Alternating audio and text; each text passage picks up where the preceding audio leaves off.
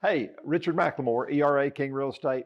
Hey, I'm chatting real quickly this morning with Alan Briggs of Interlink Mortgage, and we're talking just briefly about the impact of interest rates on your ability to buy right now and sort of where we think interest rates are going to be headed in the not too distant future.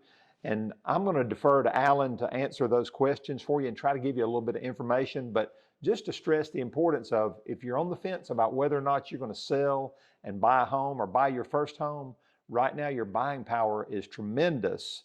And as interest rates rise, your buying power will be diminished. So I'm gonna let Alan chat a little bit about that. Yeah, hey, that's a great point, Richard. And I like to think of it as a window of time right now that we still have available to get the price point home that you desire for the monthly payment that you're comfortable with.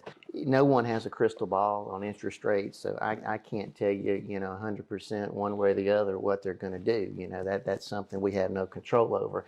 But the general consensus, from a lot of people speculating, is that interest rates will probably increase throughout the end of this year and into next year. You see gas prices increasing.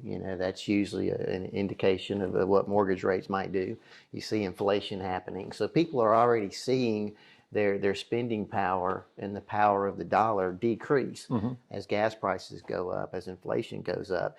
Now you think about it, if your interest rates now are X, and they were to go from here to here, well, let's say that sweet spot somebody's looking at is a $500,000 price point home that they know that they can get for this much a month in a mortgage payment. Well, if interest rates creep up, well, now that same mortgage payment, instead of getting them a $500,000 price point house, that may now get them a $450,000 price point house.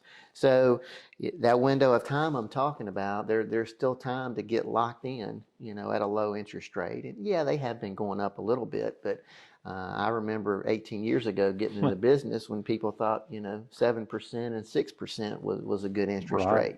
Right now I've got to believe that December and January are really great times to try to get your offers in, because we all know that it's a seller's market, meaning you have a lot more buyers than you do sellers, a lot more demand for homes.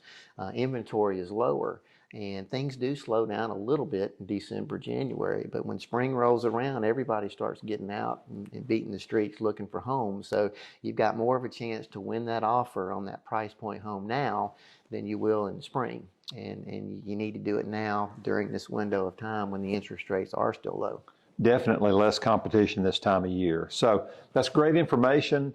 I appreciate you bringing that to us. And if you're out there and you're trying to make that decision about whether or not you think this is the right time, this is critical information to help you so you can get out and talk to your lender and start your search so you can get the home that you want and keep the payment where you want it to be.